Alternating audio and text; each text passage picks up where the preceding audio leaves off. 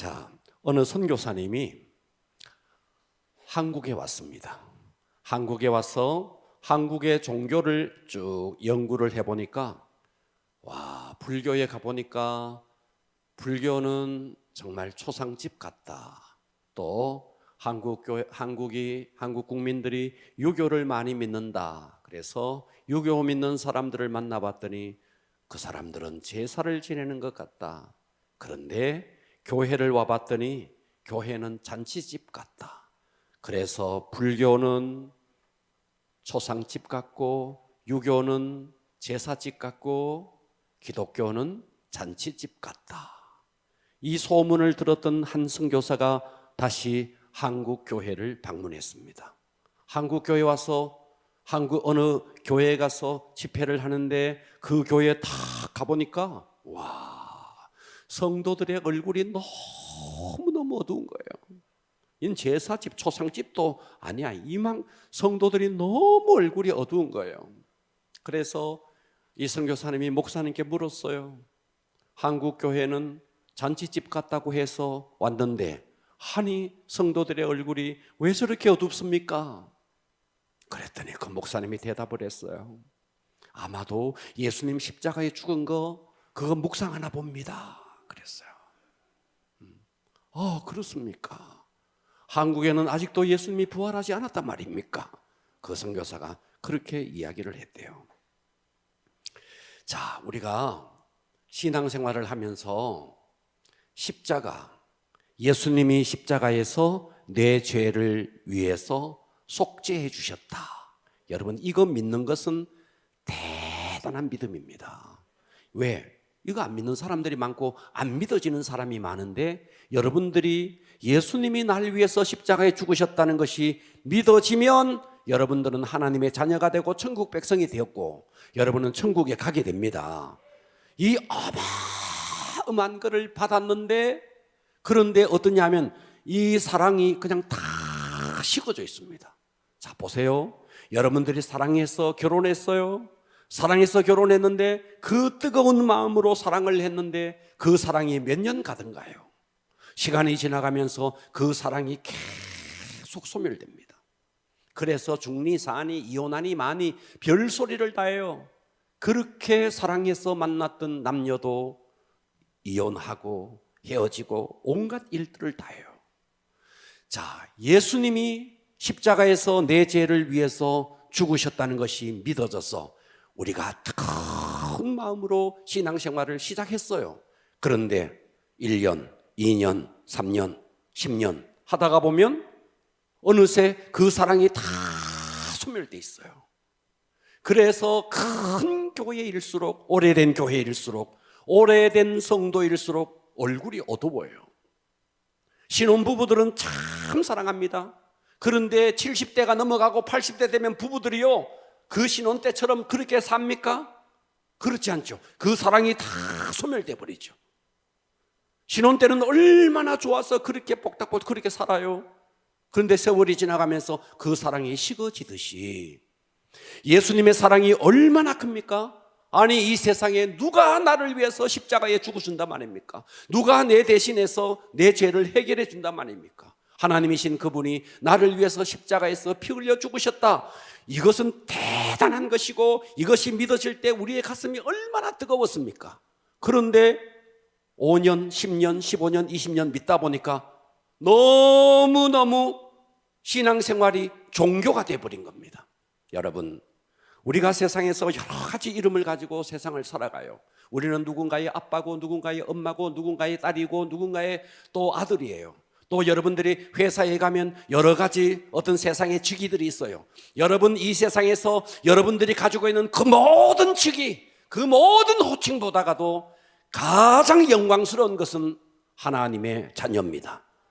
할렐루야. 이보다 더 영광스러운 건 없어요. 가장 영광스러운 거예요. 아멘. 그런데 우리가 이 어마어마한 신분을 가지고 살아가는 것이 과연 내 삶에 힘이 됩니까? 내가 하나님의 자녀라는 사실이 실패한 자리에서도 벌떡 일어날 수 있을 만큼 하나님의 자녀라는 사실이 여러분들에게 능력이 됩니까?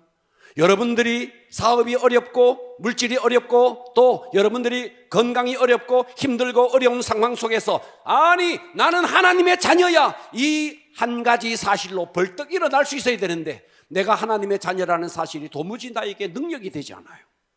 내가 하나님의 자녀라는 사실이 기쁨이 되지 않아요. 절망 속에서 일어나지 못해요.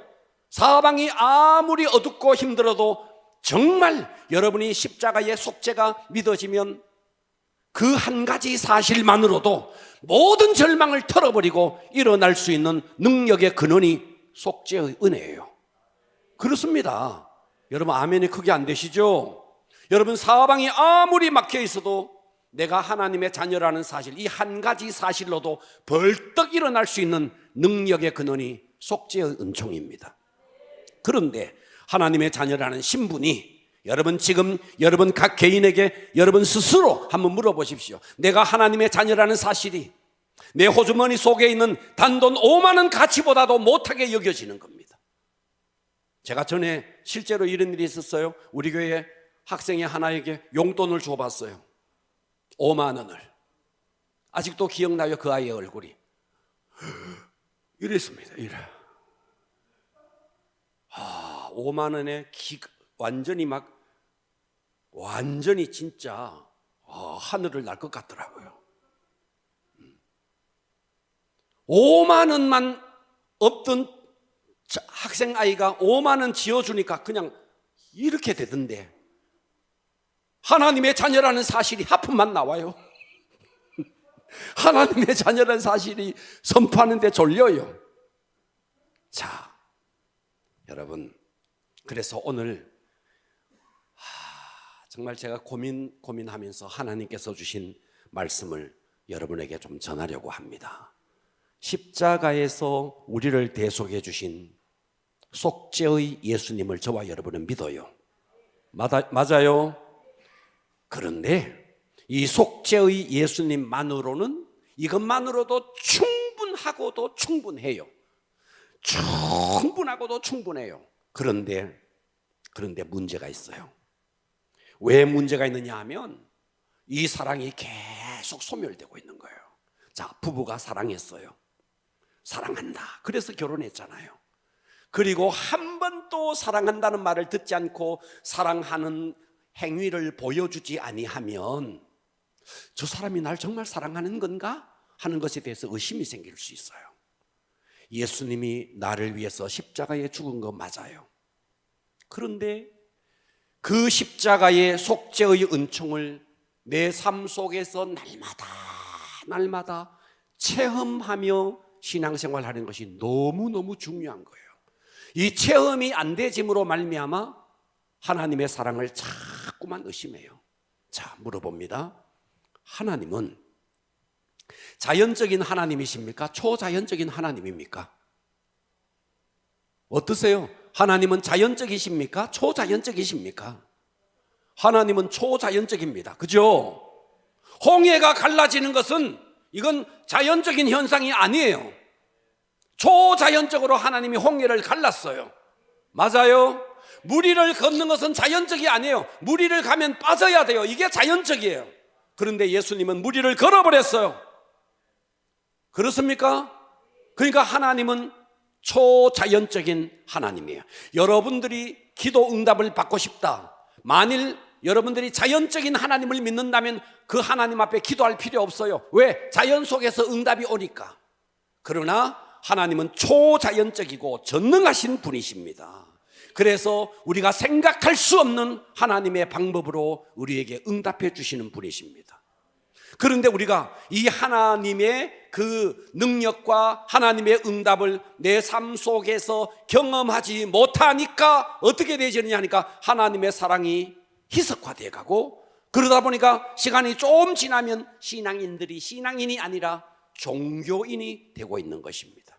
하나님은 전능하시고 전지하시고 초자연적인 분이시고 무소부재하신 분이시고 정말 여러분이 구하는 모든 것을 응답해 줄 수 있는 전능한 분이십니다. 그래서 우리가 내가 예수님을 마음속에 영접하면서 성령 체험하면서 내가 방언했지 하는 단 한 번의 여러분들의 경험만으로 여러분들의 신앙을 지속한다는 것은 대단히 어렵다는 거예요. 내가 구원받았다면 지금 또 신앙생활을 하는 가운데서 초자연적인 하나님의 능력과 초자연적인 하나님의 응답이 여러분의 삶 속에 계속 되어질 때, 와, 정말 하나님 살아계시는구나 하면서 십자가의 사랑도 더 튼튼하게 되시는 거예요. 이 십자가의 사랑이 자꾸만 소멸되는 이유가 기도해도 기도 응답받지 못하죠. 초자연적인 하나님을 여러분의 삶 속에서 경험하지 못하기 때문에 나중에 가니까 어떠냐 하니까 십자가의 사랑까지도 흐려지는 것입니다. 모세가 홍해를 갈랐고 엘리야가 3년 반 동안 비가 오지 않는 땅에 비를 내렸고, 엘리사가 나병에 걸려있는 그 나만에게 명령해서 말해서 저 요단강에 가서 씻음으로 깨끗하게 되었고, 예수님은 심지어 죽은 자까지 살렸습니다. 자, 우리는 성경에서 나타난 이런 기적들이 사실이라고 믿습니다. 그죠? 사실이라고 안 믿는 사람들이 너무 많은데 사실이라고 믿는 것도 큰 믿음입니다. 그러나 이것은 반쪽 믿음입니다. 성경 속에 있었던 이 기적이 지금 또 내 삶 속에 일어난다고 믿어야 됩니다. 그리고 그것을 경험할 수 있어야 됩니다. 그래야 성경의 모든 것이 내게 실제가 되어지는 것입니다. 그러니까 우리는 성경의 것을 믿는 것도 좋지만 그건 반쪽이에요. 더 나가야 돼요. 내 삶 속에서도 그와 같은 역사가 일어나야 한다는 것입니다. 할렐루야. 그래서 오늘 제가 여러분들에게 이 말씀을 좀 전하려고 합니다. 체험적 신앙을 가져라. 따라서 합니다. 체험적 신앙을 가져라. 왜 체험적 신앙을 가지는 게 중요하냐? 왜 중요하냐?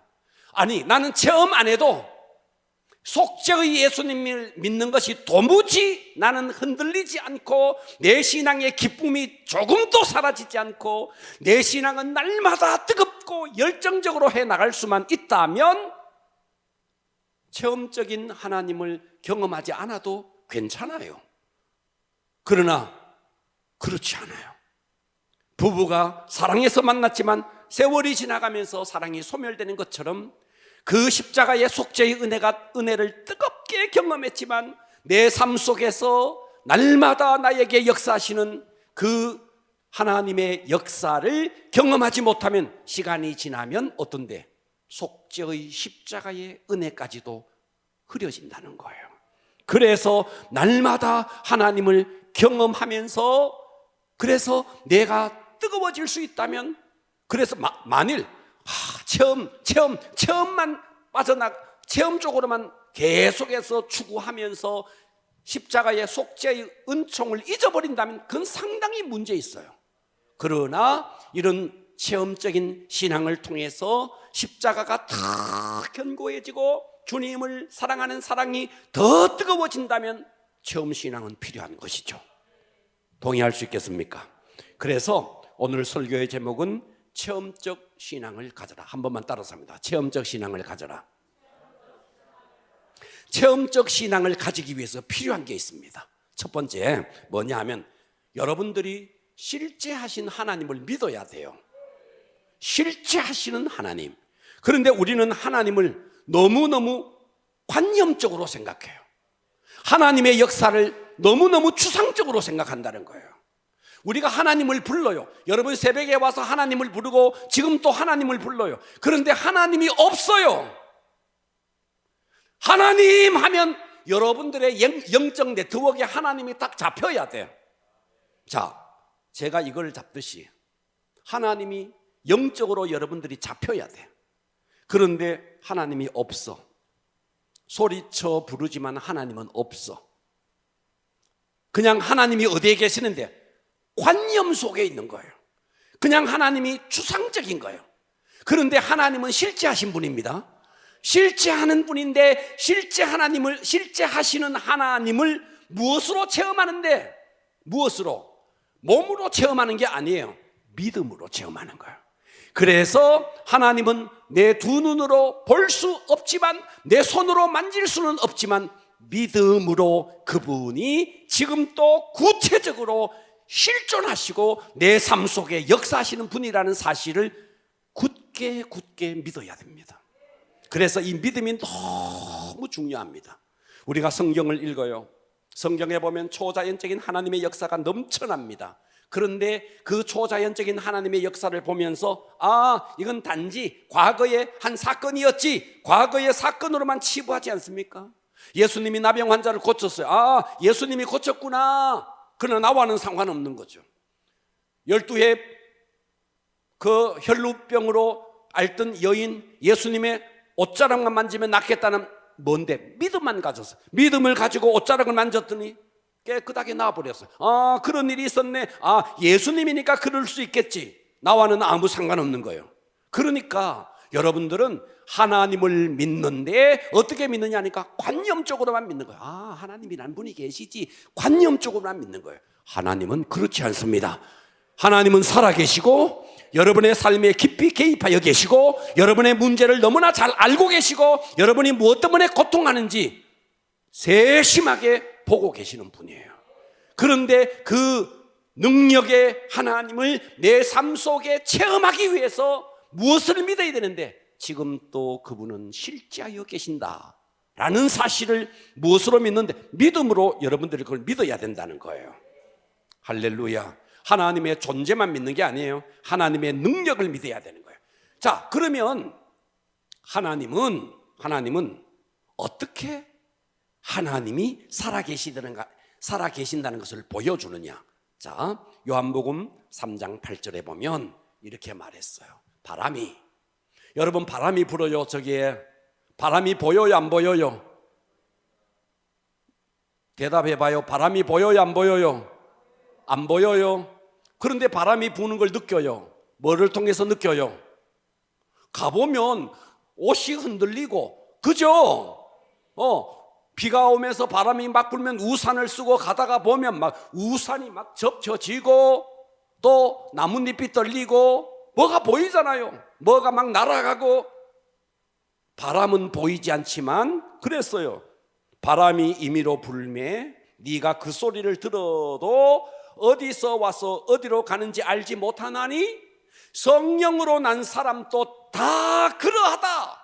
여러분이 성령으로 났으면 하나님의 역사를 여러분의 두 눈으로 보는 것이 아니고 하나님의 존재를 여러분의 눈으로 보는 것이 아니고 바람이 부는데 바람은 눈에 보이지 않지만 낙엽이 흔들리는 것을 보고 물체가 이렇게 날아가는 것을 보면서 바람이 있다는 것을 알듯이 하나님이 여러분의 삶 속의 기도의 응답을 통해서 때로는 어떤 체험을 통해서 하나님이 역사하고 있다는 것이 여러분 느낄 수 있다는 거예요. 오늘 이 말씀은 그 말씀이에요. 그렇기 때문에 관념적으로 하나님 살아계시지 하는 건 오래 가지 못해요. 금방 소멸돼요. 그래서 여러분의 삶 속에서 하나님의 응답, 체험, 나뭇잎이 막 떨리는 이 체험, 바람은 보이지 않지만 나뭇잎이 떨리는 체험, 다시 말해서 하나님은 보이지 않지만 여러분을 통해서 병을 고치시고 여러분의 삶 속에 응답하시는 하나님의 역사를 낙엽이 이렇게 흔들리는, 나뭇잎이 흔들리는 것을 보면서 바람이 있는 걸 알듯이 하나님의 역사하심을 알 수 있다는 거예요. 그렇기 때문에 여러분들이 속죄의 예수님을 믿고 그 이후에 아무것도 여러분들이 체험적인 것을 경험하지 못한다면 여러분들의 신앙이 굉장히 관념적으로 흐를 수가 있다는 것입니다. 제가 말씀드린 건 이 말씀이에요. 이해가 되십니까? 사도행전으로 가보겠습니다. 사도행전의 초대교회도 얼마나 사람들이 관념적이었는지 아십니까? 제가 이 본문은 여러분들에게 많이 했던 부분이니까, 자, 사도행전 12장 1절, 너무 잘 아는 구절이지만 다시 한번 하나하나 확인하면서 왜 우리가 신앙생활에서 관념을 버려야 되고 실제하는 하나님을 믿어야 되는지 여러분들이 깨달아지기를 바라고 가슴이 뜨거워지기를 바랍니다. 사도행전 12장 1절, 그때에 헤롯 왕이 손을 들어 교회 중에 몇 사람을 해하려 하여, 자, 초대교회가 형성되어서 굉장히 뜨거웠습니다. 그때 이제 헤롯이 막 핍박을 냈습니다. 그래서 2절에 보니까 요한의 형제 야고보를 칼로 죽이니, 네, 예수님의 제자 가운데 야고보가 있었습니다. 이 야고보가 제일 첫 번째 순교자가 돼요. 3절 유대인들이 이 일을 기뻐합니다. 유대인들이 막 예수 믿는 사람을 죽이니까 막 기뻐합니다 하는 것을 보고 안 되겠다, 베드로도 잡아야 되겠다 하면서 베드로도 잡으려 할세 때는 무교절 기간이라 잡음에 옥에 가두었어요. 예, 이 베드로를 잡아서 옥에 가뒀어요. 그래서 군인 내식인 내패에 맡겨 지키고 유월절이 끝난과 동시에 바로 무교절이 이어집니다. 일주일 동안. 그래서 이 전체의 기간은 일주일입니다. 그래서 유월절 후에 백성들 앞에 끌어내고자 하더니 이에 베드로는 옥에 갇혔고, 잘 들으세요, 베드로는 옥에 갇혔고 교회는 그를 위해서, 베드로를 위해서 간절히 하나님께 기도하고 있습니다. 6절 헤롯이 이제 베드로를 잡아내렸고 하는 그 전날 밤, 무교절이 끝나기 하루 전날 밤에 베드로가 두 군인 틈 사이에 두 쇠사슬에 매여 누워 자고 있습니다. 자, 이걸 보면요, 베드로는 믿음이 좋았어요. 내일 되면 죽어요. 이 지금 헤롯이 베드로를 끌어내려고 하는 것은 그냥 문책하려고가 아닙니다. 야고보를 죽이듯이 베드로도 죽여버리려고. 지금 이제 베드로는 내일이면 죽어요. 그런데 자 봐봐요, 여러분들이 내일 죽는데 오늘 잠 옵니까? 내일 목이 달아나는데 오늘 잠이 오느냐고요. 베드로는 지금 그런데도 잠을 자고 있어요. 믿음 대단한 거죠. 듣고 계십니까? 여러분 몸만 조금만 아파 병원에 가가 의사가 약간만 이래버리면요, 그때부터 가슴이 철렁 내려앉습니다. 그 정도가 아니에요. 그 정도가 아니에요. 내일 죽어요. 그런데 베드로는 지금 자고 있는 거예요. 헤롯이 잡아내려가는 그 전날 밤에 베드로가 두 군인 틈 사이에 두 쇠사슬에 매여 누워 자는데 파수꾼들이 문 앞에서 옥을 지키고 있습니다. 호련히 하나님의 역사가 일어났습니다. 어떻게 역사가 일어났느냐? 초대교회의 성도들이 간절히 기도했어요. 5절에 보니까 간절히 기도했어요. 하나님은 그들의 기도에 응답하셔서 7절에 호련히 주의 사자 천사를 보낸 거예요. 천사가 나타나며 옥중에 광채가 빛나며 또 베드로의 옆구리를 쳐서 깨워 이르되 급히 일어나라 하니 쇠사슬이, 손을 메고 있는 이 쇠사슬이 지금으로 말하면 수갑이죠. 이것이 다 한순간에 다 벗어져 버렸어요. 8절 천사가 이르되 띠를 띠고 신을 신으라 하거늘 베드로가 그대로 하니까 천사가 또 이르되 겉옷을 입고 따라오라 한데 베드로가 나와서 따라갈새 천사가 하는 거, 야 이게 뭐 생시가 꿈이가 생신지를 알지 못하고 있다는 거죠. 환상을 보는가 합니다. 10절 이에 첫째와 둘째 파수를 지나 시내를 통한 세문에 이르러 문이 저절로, 천사가, 하나님이 천사를 보내니까 감옥 문이 그냥 천사가 가니까 저절로 수룩수룩 그냥 다 열려버립니다. 나와서 한 거리를 지납니다. 그리고 천사가 떠나버렸어요. 11절 이에 베드로가 정신이 번쩍 들었어요. 정신이 들어 이르되 내가 이제야 참으로 주께서 그의 천사를 보내어 나를 헤롯의 손과 유대 백성의 모든 기대에서 벗어나게 하신 줄을 알겠노라. 이해가 되시죠?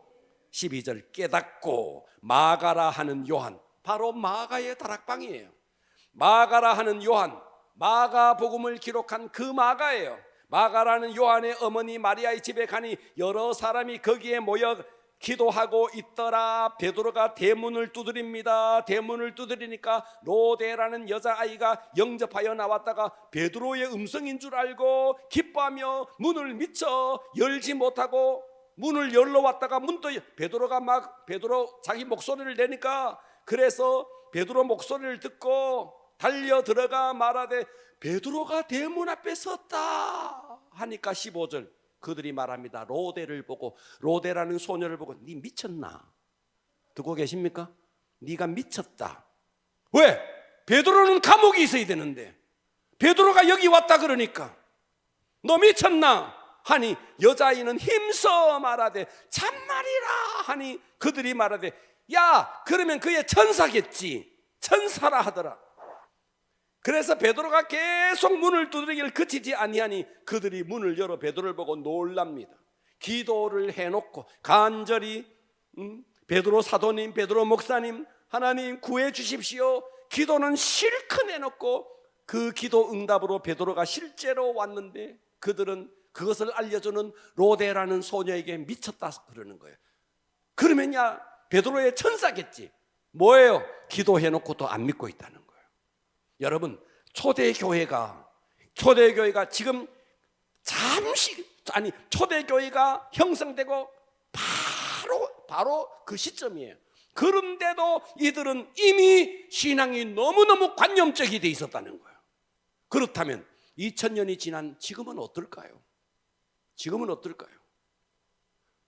결혼을 해서 10년, 20년, 30년만 지나면 결혼 생활도 뭐 어쩌고 저쩌고 그러면서 그렇게 사랑해서 결혼했다 그러면서 여러분, 우리가 주님을 영접했고 그럼에도 불구하고 주님에 대한 뜨거운 사랑이 내 속에 없는 것은 왜 그런데? 삶 속에 날마다 역사하시는 그 체험을 여러분들이 하지 못했기 때문입니다. 기도했으면 응답을 믿어야 됩니다. 여기 지금 미쳤다 그러고 있습니다. 그들은 지금 추상적인 하나님을 믿고 있습니다. 우리의 기도는 실제고 우리의 찬양도 실제입니다. 여러분들이 오늘 찬양을 했어요. 찬양을 할 때도 찬양의 음률과 곡조 속에 이스라엘의 하나님은 찬양 속에 거하니 그 찬양 속에서 하나님의 실제를 만나야 되는데 그냥 입으로만 하는 거예요. 그러니까 여러분들의 예배가 너무 관념적이고 찬양도 너무 관념적이고 너무 주상적인 거예요. 여러분들이 정말 실제하는 믿음을 가져야 됩니다. 찬양 속에 역사하는 하나님, 내가 기도하면 이 기도를 들으시는 하나님, 그리고 지금 이 순간에도 응답하시는 하나님, 그분을 실제로 여러분이 믿는다면 여러분의 삶 속에 그 좋으신 하나님께서 여러분에게 체험을 주시지 않겠습니까? 이 실제하는 하나님을 믿을 수 있기를 바랍니다. 정말 믿음이 필요합니다. 할렐루야. 두 번째입니다. 두 번째, 자, 체험적인 신앙을 가져야 되는데 체험적인 신앙을 가지려면 겉사람, 다시 말해서 자아입니다. 자아. 이 겉사람은 제가 성경의 겉사람이다 그랬지, 우리는 지금의 심리학 용어로는 자아예요. 자아. 이 자아가 깨져야 돼요. 자아가 깨져야 돼요. 자, 봐봐요. 여러분들이 예수님을 영접했고 성령님을 여러분 모셨다면은 성령님은 여러분의 영 속에 지금 또 거하십니다. 아멘 합시다. 성령님이 여러분 속에 거한다고요. 그런데 그 성령님이 내 속에서 옴짝달짝을 못해요. 왜요? 내 자아가 너무 강해요. 내 자아가 너무 강해서 성령님이 역사할 수가 없어요. 구약의 모든 사건은 샘플로 신약시대에 일어날 사건에 대한 샘플이에요. 기드온이 있었습니다. 오늘 본문을 읽었는데요, 기드온은 굉장히 겁쟁이였습니다. 하나님께서 천사를 기드온에게 보냈습니다. 큰 용사여. 그랬더니 기드온이 깜짝 놀랐습니다. 내가 너를 통해서 미디안에서 이 백성을 구원하겠다. 막 손사래를 칩니다. 기드온은. 그래서 하나님께서 이 기드온에게 양털 시험을 하게 합니다. 기드온이 양털 시험을 합니다. 양털을 놓고 양털만 적게 해주시고 다른 데는 적지 않게 해주시고, 또 안 믿어져가지고 다른 데는 다 마르고 양털만 반대로 이렇게 해서 양털 시험을 하면서 와, 정말 하나님이 나를 부르셨나. 그래서 이제 이 미디안이 하나님이 정말 살아계시는구나 하면서 이제 일어나서 나라를 구원하기 위해서 외칩니다. 그때 모여든 백성이 32,000명이었습니다. 32,000명이 쫙 모였습니다. 그래서 미디안과 전쟁을 하려고 하는데 하나님의 음성이 들립니다. 야, 32,000 너무 많다. 돌려보내라. 그래서 돌려보냈더니 10,000명이 남았습니다. 10,000명. 22,000명이 돌아가고 10,000명이 남았습니다. 자, 10,000명으로 전쟁을 해도 사실은 상대는 12만이나 되니까 어마어마한 차이인데 하나님이 그것도 많다. 그래서 이 10,000명 중에서 또다시 고르고 물에 가서 뭐 개처럼 마시는 자, 물을 핥아 마시는 자, 이렇게 해서 시험을 합니다. 그래서 그 가운데서 딱 300명. 그래서 우리는 기도원 300명이라는 말을 그래서 합니다. 이제 300명이 남았어요. 자, 이 300명이 자, 오늘 본문입니다. 본문을 한번 읽어볼게요. 구약시대 모든 사건은 샘플입니다. 신약시대에 일어날 것에 대한 샘플입니다. 자, 7장 16절 오늘 본문입니다. 자, 이 300명을 세대로 100명, 100명, 100명 세대로 나누었대요. 나누어 봐봐요. 각 손에 나팔과 빈 항아리를 들고 항아리 안에 횃불. 자, 봐봐요. 이렇게 항아리가 있는데 이 항아리 안에 횃불을 이렇게 감추었다는 거예요. 이해가 되시죠? 항아리 안에 횃불을 감추고 그들에게 이르되 너희는 나만 보고 내가 하는 대로 하되 내가 그 진영 근처에 이르러서 내가 하는 대로 너희도 그리하라. 나와 나를 따르는 자가 다 나팔을 쫙 불거든 너희는 모든 진영 주위에서 너희들도 나팔을 불며 이르기를 여호와를 위하라 기도원을 위하라 이렇게 하라 하니라. 기도원과 그와 함께한 100명. 자, 100명, 100명, 100명, 300명을 3대로 이렇게 나누어서 기도원과 함께한 100명. 자, 기도원과 함께한 100명이 이경초의 진영 근처에 미디안 진영 근처에 이른즉 바로 파수꾼들이 자기들끼리 이제 파수꾼들이 보초를 서는 파수꾼들이 교대하는 때라. 그들이 나팔을 불며 손에 가졌던 항아리를 부수니 갑자기 항아리를 부수니 항아리 안에는 횃불이 들어 있습니다. 세대가 똑같이 나팔을 불며 항아리를 부수고 왼손에 횃불을 들고 오른손에 나팔을 들어 불며 외쳐 이르되 여호와와 기도원의 칼이라 하고 각기 제자리에 서서 그 진영을 에워싸며 그 온 진영의 군사들이 뛰고 부르짖으며 도망을 갔다. 이런 이야기예요. 자, 이 사건이 뭐 구약시대 기도원 시대 때 있었던 사건이 왜 지금 이 시대에 이 이야기를 끄집어 오는 것입니까? 구약시대에 일어난 것은 신약시대에 일어나는 일의 하나의 샘플이에요. 여기서 항아리는 바로 뭐를 말하느냐 하면 그 사람 자아를 말한다고요.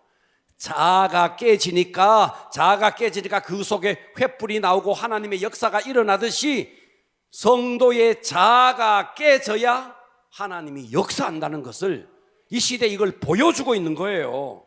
그러니까 항아리를 다 깨니까 그 속에 불이 다 300개의 불이 그냥 나오지 않습니까? 그렇듯이 우리가 우리의 삶 속에 실제하시는 하나님, 초자연적인 하나님, 오늘 또 여러분 삶 속에 체험적인 하나님을 경험하지 못하는 이유가 이 두꺼운 자아가 깨져야 되는데 이 두꺼운 자아가 내 속에 와 계신 성령님을 가두고 어떤 역사도 일어나지 못하게 하고 있으니 자아가 깨져야 한다는 거예요. 그래서 자아가 깨지지 않는 자에게는 하나님의 역사가 일어나지 않습니다. 그래서 우리는 초자연적인 하나님의 영역 안으로 우리가 들어가기 위해서 하나님은 실존하시는 실제하시는 하나님이시고 그것만 믿어서 안 돼요.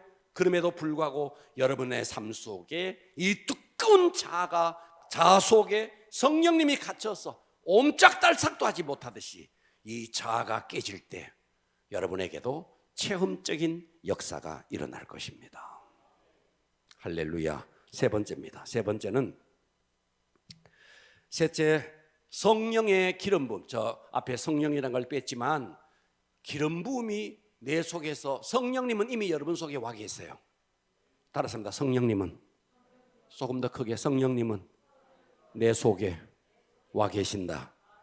그 성령님이 자아가 깨지고 자아가 깨진 속에서 항아리를 깰 때 횃불이 나오듯이 자아가 깨지는 그 틈바구니 속으로 성령님이 흘러나오면 여러분 언제 어느 때 어느 순간이나 우리는 체험적인 하나님을 만날 수 있습니다.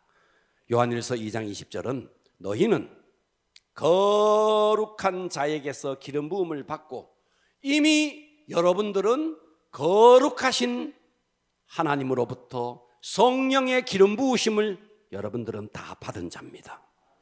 그 기름 부으심이 어떤데? 우리는 실제 하시는 하나님을 믿지도 않고 또 내 속에 자아가 견고하게 시퍼렇게 살아있어서 내 속에 계신 성령님이 흘러나오지를 못하는 겁니다. 항아리가 깨지듯이 자아가 깨질 때 깨진 그 자아 틈바구니 속으로 성령의 기름 부으심이 흘러나오니 그 흘러나올 때 여러분들은 언제나 어느 곳에서나 어느 때나 체험적인 하나님을 경험할 수 있다 하는 것입니다. 할렐루야.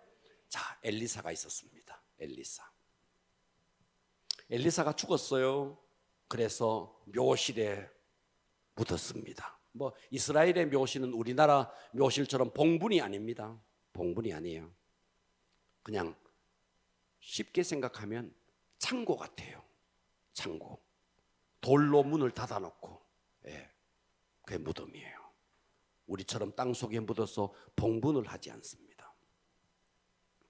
엘리사의 시체가 이제 묘실에 있습니다. 이야, 그 엘리사는요 엘리사는 이미 죽었지만 그럼에도 불구하고 그에게는 죽은 시체에게도요 강력한 성령의 역사가 나타나요. 그래서 열왕기하 13장 20절에 보면 한번 봐봐요. 엘리사가 죽으니 보고 계시죠? 그래서 엘리사를 장사했어요.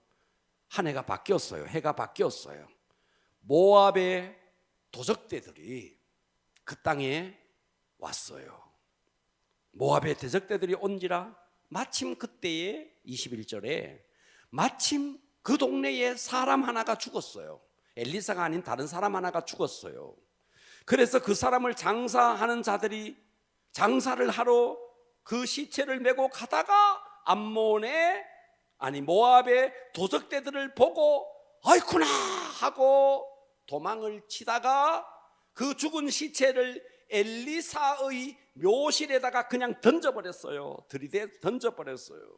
그랬더니 그 죽은 시체가 엘리야는 이미 1년 전에 죽었는데 엘리사의 뼈에 닿자 죽은 시체가 막 살아나 버렸어요. 회생이 돼버렸어요. 제 이야기예요. 성경 이야기예요. 성경은 진실입니다. 그죠? 죽은 엘리야 이미 살은 다 썩어버렸고 뼈만 있어. 뼈만. 그런데 죽은 시체 모압의 도적대들 보다 도망을 치다가 아이고나 우리 죽은 사람 보다가 우리가 살아야지 하면서 이 시체를 그냥 엘리야 묘실에다가 들여다 던져버리고 도망을 갔다 이 말이에요. 그런데 이 시체가 엘리사의 뼈에 닿자 살아나 버렸다 이 말. 신비롭지 않습니까? 목사님 진짜 그런 일이 있었습니까? 있었습니다. 네. 저는요 요나가 물고기 고래 뱃속에 들어가 가지고 3일 만에 살아났다. 아이고 어떻게 저는요 요나가 모기 뱃속에 들어갔다 그래도 믿어요. 저는 피레미 뱃속에 들어갔다 해도 저는 믿을 판이에요. 뭐를 못 믿겠어요? 전능하신 하나님의 역사를 믿는데 엘리사의 뼈에 시체를 닿아보니까 살아났다 이 말이죠. 그만큼 뭐예요? 엘리사가 강력하게 역사했는데 죽어서까지도 그의 기름 부음이 거기에 머물러 있었다는 거죠. 그러니 오늘 우리는 이거 기억합시다. 하나님은 실제하여 계신다. 믿으십시오. 관념적으로 부르짖지 마십시오. 주여 할 때 여러분의 영적 네트워크 속에 하나님이 안 잡히면 계속해서 믿음을 가지고 송곳으로 뚫고 들어가듯이 계속 주님을 부르면서 주님이 여러분의 영적 네트워크에 잡힐 때까지 계속 그 주님을 부르십시오. 그리고 그 주님을 딱 여러분 손으로 뭔가를 만지듯이 영적으로 주님을 정말 접촉해야 됩니다. 할렐루야. 실제하신 하나님을 믿으시고 그 다음에 여러분 이 자아가 깨져야 돼요. 이 항아리가 깨지듯이 자아가 깨져야 돼요. 이 견고한 자아, 이 자아가 내려놔져야 됩니다. 사실 우리는 이미 갈라디아 2장 20절에서 이미 죽었어요. 이미 죽었어. 이미 죽었다고 말했어요. 나는 이미 십자가에 못 박혔대요. 그런데도 내 속에 자아가 아직도 있는 거예요. 날마다. 그래서 바울이 말했잖아. 나는 날마다 죽노라. 날마다 죽노라. 그래서 여러분이 실제하신 하나님을 믿으시고 그 다음에 자아가 깨질 때 성령님은 이미 여러분 속에 와 계시니 그 와 계신 성령님이 여러분의 깨진 자아의 틈으로 성령님이 흘러나오시니 그런 자에게 언제 어느 때나 하나님은 체험되어지는 것입니다. 그래서 우리가 체험적인 하나님을 꼭 믿어야 됩니까? 네. 그거 없이도 십자가의 속죄의 은혜가 날마다 뜨겁고 날마다 여러분 속에 기쁨이 넘치고 그럴 수만 있다면 굳이 안 해도 돼요. 그러나 바람이 불지만 바람이 보이지 않지만 낙엽의 떨림을, 나뭇잎의 떨림을 보고 알 수 있듯이 하나님의 살아계심과 역사하심이 내 삶 속에 체험되어지는 그 역사를 통해서 하나님을 더 깊이 사랑하게 되고 깨달아지고 되어지니까 이렇게 이 체험적인 신앙은 중요하다 하는 것입니다. 할렐루야. 사람들은 우리를 볼 때 예수님의 성품과 예수님의 능력, 예수님의 성품과 예수님의 능력, 제자 훈련 많이 하면 예수님의 성품은 좀 훈련되어져서 나온다 할지라도 예수님의 능력이 안 나타나는 경우가 많아요. 여러분, 내가 완전히 이 자아가 죽을 때 능력은 내가 나타내고 싶다고 나타나는 것이 아니라 내 속에 계신 성령님이 흘러나오면 저절로 되어지는 것입니다. 실제하시는 하나님을 믿으시고 그 사람이 깨지고 내 자아가 설죽으면 안 돼요. 설죽어. 또 내가 생각나는 게 있는데 여러분 바가지 말이죠. 바가지에 표주박으로 만든 바가지 말이죠. 바짝 마른 바가지를 말이죠. 이 세면 바닥에 탁 내리치면 말이죠. 바싹 깨지듯이 말이죠. 우리는 주님 앞에 내 자아가 바싹 깨져야 되는데 설 깨지는 거예요. 설 깨지는 거예요. 제가 전에 그 이야기 한번 한 적 있죠.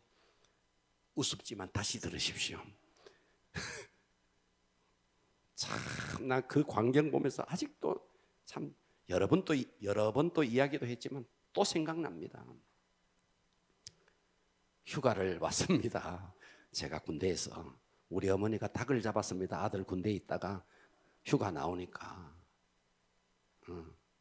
실제 현상 닭을 잡았는데 어떻게 잡았느냐? 작두에 목을 집어넣고 밟았습니다. 작두에. 그랬는데 목이 달아난 닭을 놓쳐버렸습니다. 다리, 발, 날개, 근육에 힘이 그대로 있었습니다. 퍼뜩거리는 목이 달아난 닭이 온 마당을 돌아다니는 것을 제 눈으로 똑똑히 봤습니다. 듣고 계십니까? 뭔 말이에요?